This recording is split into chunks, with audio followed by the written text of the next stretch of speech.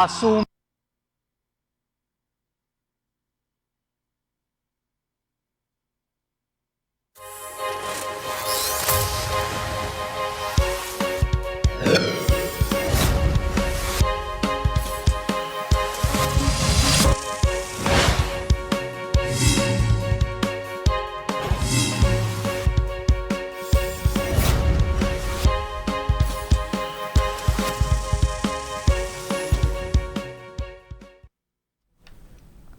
नमस्कार। जन उत्तराखंड बुलेटिन में आप सभी का स्वागत है और आपके साथ मैं जुड़ी हूं लीजा। खबरों पर बात करेंगे, लेकिन एक नजर हेडलाइंस पर।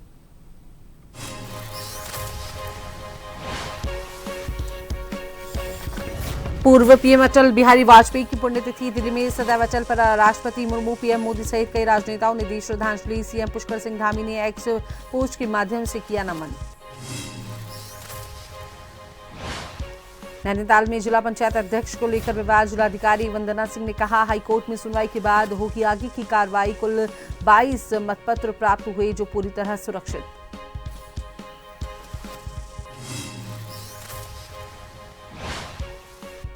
कांग्रेस प्रदेश प्रवक्ता डॉक्टर प्रतिमा सिंह का सरकार पर आरोप, स्मार्ट सिटी प्रोजेक्ट के नाम पर करोड़ों का घोटाला और जनता को छलने का किया काम, ऊपर से नीचे तक सब भ्रष्टाचार में लिप्त।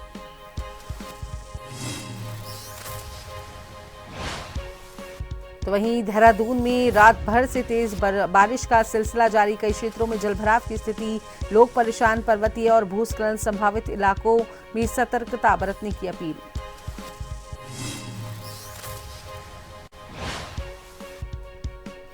बद्रीनाथ धाम से लेकर ग्रामीण इलाकों तक कृष्ण जन्माष्टमी की धूम, जोशीमठ में रात 12 बजे श्री कृष्ण जन्मोत्सव के बाद की गई विशेष पूजा। सीएम धामी ने प्रदेशवासियों को दी बधाई और शुभकामनाएं, कई जगह आज भी मनाया जा रहा पर्व।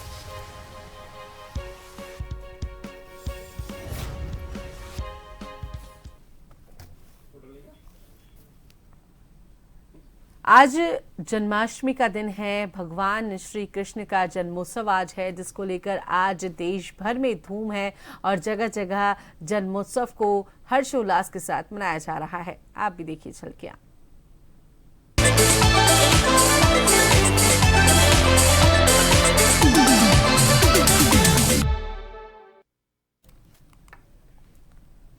सीएम पुष्कर सिंह धामी ने एक्स पोस्ट पर एक वीडियो जारी करके समस्त प्रदेशवासियों को श्री कृष्ण जन्माष्टमी की हार्दिक शुभकामनाएं एवं अनंत शुभकामनाएं दी।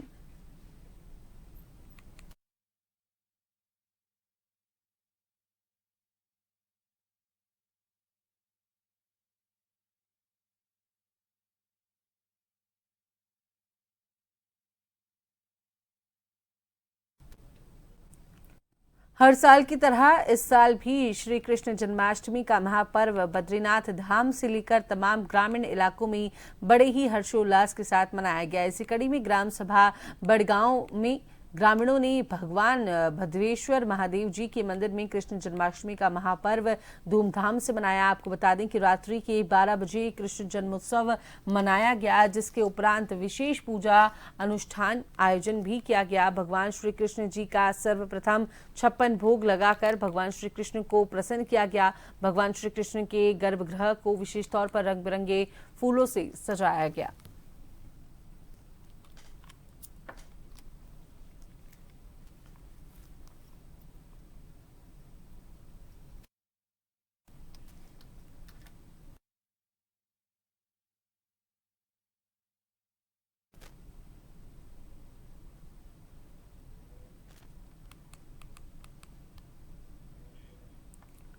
उत्तराखंड के कैबिनेट मंत्री सौरभ बहुगुणा ने जानकारी देते हुए बताया कि हाल ही में आई आपदा में प्रदेश के लगभग 25 से 30 मवेशी इसकी चपेट में आ गए हैं, आपदा की चपेट में आ गए हैं और उनकी मौत हो गई है।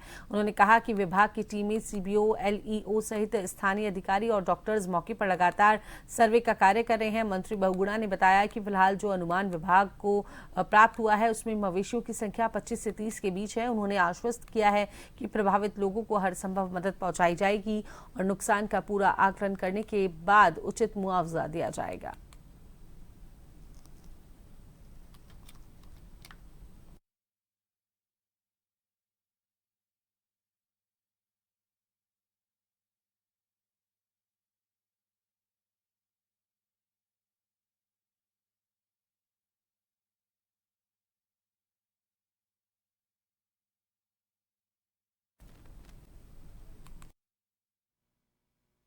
25 से 30 मवेशी हमारे जो हैं उस आपदा की चपेट में आए हैं। लगातार हमारा विभाग, हमारे सीबीओ और हमारे वहाँ के एलईओज और हमारे अधिकारी, डॉक्टर्स पूरी एक सर्वे में लगे हुए हैं, लेकिन जो एस्टिमेट हमारे पास है अभी तक 25 से 30 मवेशियों का है। नैनीताल जिला पंचायत अध्यक्ष को लेकर चल रही विवाद पर जिलाधिकारी वंदना सिंह ने स्पष्ट किया है कि इस मामले में अगली कार्रवाई 18 अगस्त को उच्च न्यायालय में होने वाली सुनवाई के बाद की जाएगी। उन्होंने बताया कि चुनाव आयोग इस मामले में अपने नियमों के तहत निर्णय लेगा। डीएम वंदना सिंह ने जानकारी दी कि अभी तक कुल 22 मतपत्र प्राप्त हुए हैं जिन्हें सुरक्षित रूप से रखा गया है और इस संबंध में आयोग को भी पूरी जानकारी भेज दी गई है। उन्होंने कहा कि मतगणना प्रक्रिया में पारदर्शिता बनाए रखने के लिए प्रशासन पूरी गंभीरता से कार्य कर रहा है।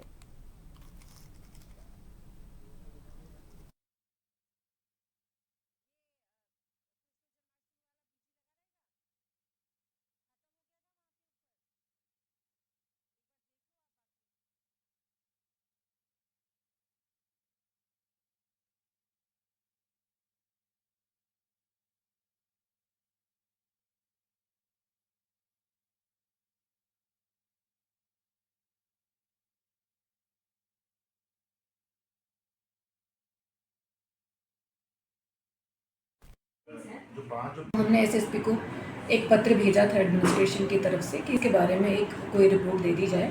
तो काफ़ी जो देर होने के बाद भी कोई कंक्लूसिव रिपोर्ट नहीं आ पाई कि इसमें अभी इन्वेस्टिगेशन में क्या क्या हुआ है और क्या कह सकते हैं सर्टेन तरीके से कि ये क्या है। अभी वो इन्वेस्टिगेशन चल रही है और काफ़ी लेट एक रिपोर्ट मुझे एसएसपी की प्राप्त हुई थी जिसमें उन्होंने अभी तक क्या स्टेप्स उठाए हैं उसके बारे में विस्तार से बताया।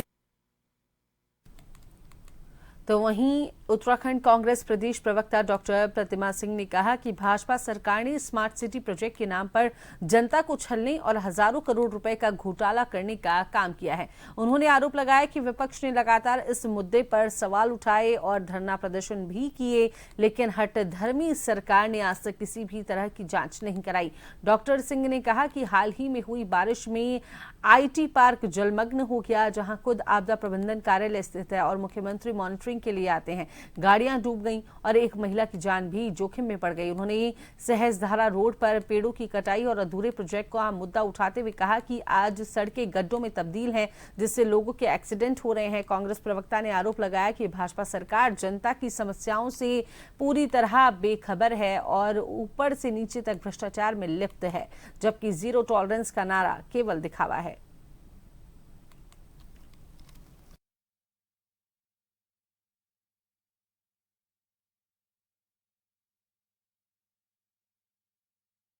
सरकार ने स्मार्ट सिटी के नाम पर सिर्फ जनता को बेवकूफ़ बनाने का कार्य किया है, हजारों करोड़ रुपए का घोटाला किया है और कांग्रेस पार्टी ने सदैव इस पे सवाल उठाने का कार्य किया है। हमने धरना प्रदर्शन सब किया, लेकिन उसका नतीजा आप देखिए कि सरकार हठधर्मी सरकार है ये, जो विपक्ष की सुनती नहीं है और ये घोटाले की जांच भी अब तक नहीं हुई। एक बारिश, एक ऑरेंज अलर्ट की दिन भर की जो बारिश है उसमें आईटी पार्क, जहाँ पे खुद आपदा प्रबंधन का जो दफ्तर है वो स्थित है, जहाँ सीएम साहब आपदा प्रबंधन को मॉनिटर करने जाते हैं, वो आईटी पार्क जलमग्न हो गया, वो एक नदी में कन्वर्ट हो गया, लोगों की गाड़ियां डूब गई, एक महिला डूबते डूबते बची है। तो सरकार सिर्फ मस्त है कि कैसे कोई कैंडिडेट चुरा ले, कैसे सदस्यों को खरीद लिया जाए और जो है अपनी सरकारें गांव की बना ली जाए। सरकार को जनता के हितों से कोई सरोकार नहीं है। जहां देश भर में स्वतंत्रता दिवस के अवसर पर अंग्रेजी और देसी शराब के ठेके बंद थे, वहीं डोईवाला में आबकारी विभाग को मिली सूचना के अनुसार आबकारी विभाग ने कार्रवाई करते हुए देसी शराब के ठेके के सामने गोलूदा ढाबा से अवैध रूप से बेची जा रही अंग्रेजी व देसी शराब बरामद की। आबकारी इंस्पेक्टर प्रेरणा बिष्ट ने बताया कि सूचना के आधार पर इस ढाबे पर छापेमारी की गई, जहां देसी शराब के अवैध रूप से बेचा जा रहा था और कुछ पाउच वहां से बरामद हुए हैं। पूछताछ करने पर पता चला कि पीछे कमरे में इनके द्वारा शराब रखी गई है, जहां से 15 पेटी देशी शराब व 3 पेटी अंग्रेजी शराब बरामद की गई और मौके से 2 अभियुक्तों को गिरफ्तार कर उन पर उचित कार्रवाई की जा रही है।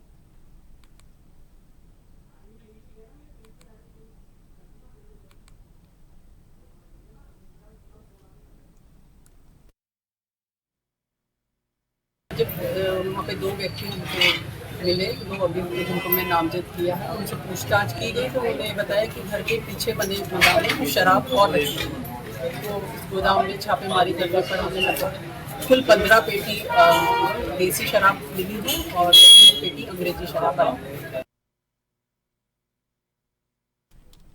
मंगलौर कोतवाली क्षेत्र निवासी अजीम कुरैशी ने गगनहर कोतवाली पुलिस को तहरीर देकर दर्जनों युवकों के खिलाफ कार्रवाई की मांग की है। उनका आरोप है कि पीरपुरा गांव के कुछ युवक निजी रंजिश के चलते उनके और उनके छोटे भाई के साथ मारपीट पर उतर आए।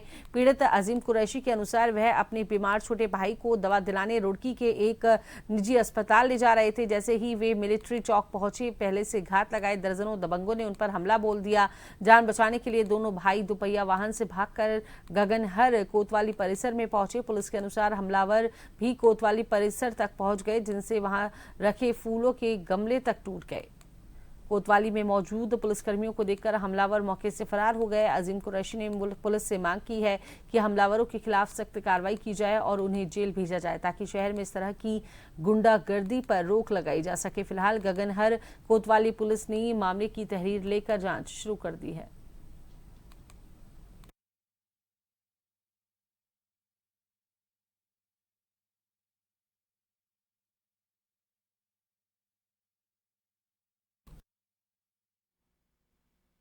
मैं अपने दोस्त को मोहिन को दवाई लिवाने के लिए रुड़की हॉस्पिटल में आ रहा था, तो शाहरुख सऊद और उसका भाई एक सहरान ये गोल चौराहे से देख के मेरे पीछे भागे। इनका मंगलौर का किसी के साथ विवाद चल रहा होगा, मंगलौर थाने के बहुत से मुकदमे इनके दर्ज हैं। तो इन्होंने वहाँ देख के मुझे हमला करा। इनके साथ 60-70 लड़के थे, इन पे बहुत सारे हथियार थे।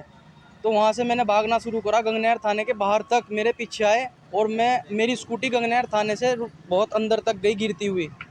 तो उन्होंने लाठी डंडों से मेरे ऊपर हमला भी किया और मुझे उनसे जान का खतरा है। देहरादून से ऋषिकेश की ओर जा रही एक क्रेटा कार में हरावाला चौकी के पास अचानक आग लग गई। घटना शुक्रवार शाम लक्ष्मण सिद्ध मंदिर मार्ग के पास की है, जहां कार में 3 लोग सवार थे, जो समय रहते बाहर निकलकर सुरक्षित बच गए। प्रत्यक्षदर्शियों के अनुसार कार से अचानक धुआं निकलने लगा और देखते ही देखते आग भड़क गई। तुरंत सूचना मिलने पर डोईवाला पुलिस मौके पर पहुंची और फायर सर्विस को बुलाया गया। दमकल की गाड़ियों ने मौके पर पहुंचकर आग पर काबू पाया। पुलिस के अनुसार किसी प्रकार की जनहानि नहीं हुई है और कार में सवार तीनों व्यक्ति पूरी तरह से सुरक्षित हैं। फिलहाल आग लगने के कारणों की जांच की जा रही है।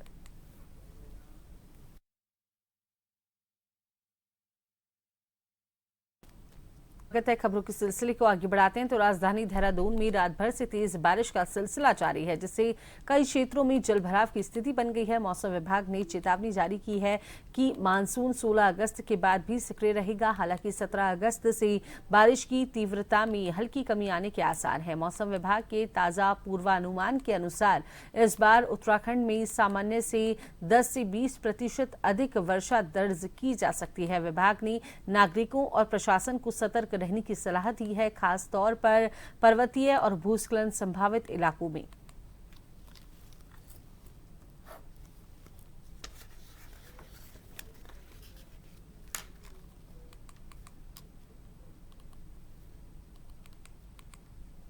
तो वहीं उत्तराखंड में एक बार फिर से मौसम का मिजाज बिगड़ता हुआ नजर आ रहा है। मौसम विभाग ने प्रदेश के कई हिस्सों में तेज बारिश का अलर्ट जारी किया है, चेतावनी जारी की है। खासतौर पर देहरादून, पौड़ी, नैनीताल, बागेश्वर और चंपावत जिलों में येलो अलर्ट जारी किया गया है। मौसम विज्ञान केंद्र के अनुसार इन जिलों में तेज बारिश के साथ साथ बिजली चमकने की भी संभावना है। वहीं अन्य जिलों में भी हल्की से मध्यम बारिश हो सकती है।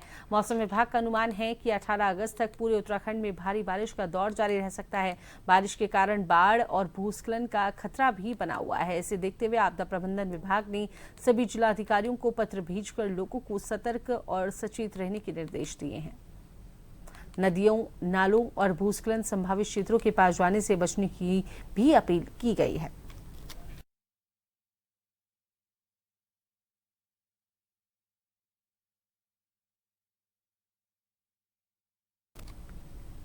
तो फिलहाल मौसम का मिजाज बिगड़ा हुआ है, उसी पर बातचीत करने के लिए हमारे साथ देहरादून से संवाददाता यशदीप आर्य हमारे साथ लाइव जुड़े हुए हैं। यशदीप, क्या कुछ अभी मौसम की स्थितियां बनी हुई हैं, क्योंकि धराली में जो कुछ हादसा हुआ, जो भी कुछ घटनाक्रम हुआ, उसके बाद अब लोगों के मन में एक बारिश को लेकर डर बना हुआ है, तो अभी क्या कुछ स्थितियां बनी हुई हैं? जी लीजा, उत्तराखंड के मौसम का मिजाज लगातार बिगड़ा हुआ नजर आ रहा है और जिसमें अभी भी किसी भी तरीके का सुधार देखने के लिए नहीं मिल रहा है। प्रदेश भर में बीती रात से जिस तरीके से पिछले कई दिनों से रात को बारिश का दौर जारी है और अभी भी पिछले लंबे समय से बरसात जो है प्रदेश भर में जारी है और लगातार मौसम का मिजाज बदला हुआ नजर आ रहा है और साथ ही साथ मौसम विभाग ने भी देहरादून समेत 4 जिलों में येलो अलर्ट जारी किया है, चाहे उसमें चंपावत हो, पौड़ी हो, चंपावत हो व अन्य जितने भी जिले हैं उनको शामिल किया गया है और लगातार मौसम विभाग के द्वारा अलर्ट घोषित किया गया है। और देहरादून के मौसम की बात करें तो लगातार जिस तरीके से यहाँ पर बरसात का मौसम देखने को मिल रहा है कि जरा सी देर में देहरादून की सड़कों में जिस तरीके से तेज जल भराव देखने के लिए मिल रहा है, वो अन्य तरीके की समस्या इस बारिश की वजह से देखने के लिए मिल रही है। आम लोगों का जो जीवन है वो अस्त और व्यस्त हो गया है। पूरी तरीके से यहाँ की जो आम दिनचर्या है उसमें कई परेशानियों का सामना करना पड़ रहा है। जहाँ लगातार हमें देखने के लिए मिल रहा है कि प्रदेश भर में रात से तेज बारिश का सिलसिला जारी है। तो जिला प्रशासन की टीम हो चाहे मौसम विभाग की टीम हो, सभी लगातार हर तरीके की जिम्मेदारियों में अपनी लगे हुए हैं। वही आपदा प्रबंधन ने सभी जिला अधिकारियों को एक चिट्ठी भी लिखी है जिसमें उन्होंने कहा है कि सभी भूस्खलन वाले संभावित एरिया में जब नदी के किनारे जहां पर पानी जल स्तर बढ़ने का खतरा हो जाता है वहां पर जल्द से जल्द हर संभव प्रयास करके जगह खाली कराई जाए, क्योंकि लगातार जिस तरीके से मौसम का कहर देखने को मिल रहा है वहां पर पहाड़ों में लगातार भूस्खलन की समस्या होती है। वह नदी के जो आसपास किनारे में लोग रहते हैं वहां पर पानी की तेज तीव्रता होने के कारण लोगों के घरों में भी पानी घुस जाता है, जिसके कारण बहुत सी अन्य समस्या देखने मिलती है। इसको लेकर लगातार मौसम अलर्ट पर है और मौसम विभाग ने भी अलर्ट घोषित किया है कि अभी 16 से 18 तारीख तक भी लगातार तेज बारिश होती हुई नजर आएगी और उसके बाद 17 तारीख के बाद थोड़ी तीव्रता कम आएगी, क्योंकि हमें देखने के लिए मिल रहा है कि हरिद्वार और देहरादून में इस बार 10 से 20% जो बारिश है वो ज्यादा फीसदी में हुई है। इस कारण लोगों में जो डर का माहौल है वो बना हुआ है। जहां हमने कि धराली आपदा में देखा कि धराली में जिस तरीके से तेज लगातार 3 दिन लगातार बारिश होने के बाद जिस तरीके से बादल फटने से एक बहुत बड़ी आपदा उत्तराखंड में आई, इसके बाद सभी लोग डर का माहौल बना हुआ है, क्योंकि देहरादून में भी जिस तरीके से तेज बरसात हो रही है, जगह जगह पर पानी जो भराव हो रहा है उसके कारण जीवन व्यस्त हो रहा है। चाहे देहरादून का घंटाघर हो, चाहे देहरादून की शहजारा रोड हो, चाहे देहरादून का IT पार्क हो, सभी जगहों पर जल भराव जैसी स्थिति बन रही है, जिससे आम जो जीवन है ट्रैफिक जो है वो दिक्कतों में आ रहा है। लोग हाथ से परेशानियों का जो सामना है वो करते हुए नजर आ रहे हैं और इसको लेकर लगातार लेकिन जिस भी तरीके की एडवाइजरी जाहिर कर सकते थे मौसम विभाग और सभी मौसम विभाग और नगर निगम की टीम लगी भी है और लगातार लोगों से अपील की जा रही है कि बेवजह के काम से बाहर ना निकले। व लगातार उत्तराखंड में जिस तरीके से प्रभावित क्षेत्र होते हैं, पहाड़ी संभावित क्षेत्र होते हैं जहाँ पे भूस्खलन की समस्या होती है, उसमें अधिक संभावना है कि इस तरीके की जगहों पर ज्यादा सफर इस समय पर ना किया जाए, क्योंकि लगातार देहरादून में जो बारिश है वो रुकने का नाम नहीं ले रही है। इस समय भी आप देख सकते हैं कि लगातार जो बारिश है वो कल रात से लगातार पड़ रही है और बिना रुके बारिश हो रही है। जी बहुत बहुत शुक्रिया यशदीप हमारे दर्शकों के साथ तमाम जानकारी साझा करने के लिए। तो फिलहाल अब एक नजर डाल लेते हैं हेडलाइंस पर।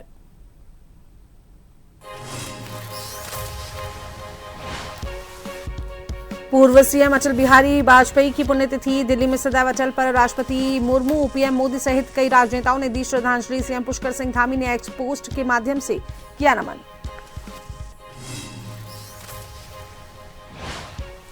नैनीताल में जिला पंचायत अध्यक्ष को लेकर विवाद, जिलाधिकारी वंदना सिंह ने कहा हाईकोर्ट में सुनवाई के बाद होगी आगे की कार्रवाई। कुल 22 मतपत्र प्राप्त हुए जो पूरी तरह सुरक्षित।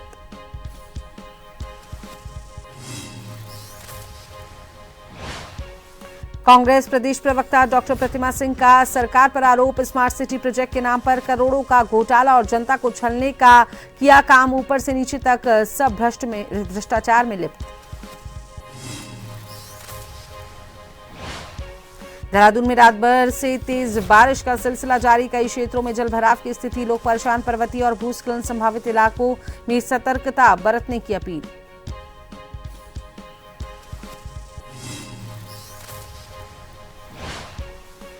बद्रीनाथ धाम से लेकर ग्रामीण इलाकों तक कृष्ण जन्माष्टमी की धूम। जोशीमठ में रात 12 बजे कृष्ण जन्मोत्सव के बाद की गई पूजा।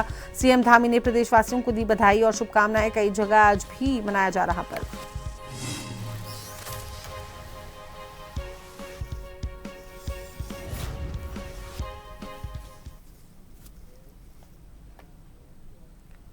तो फिलहाल आज के इस खास बुलेटिन में इतना ही। बने रहिए जन टीवी के साथ। नमस्कार।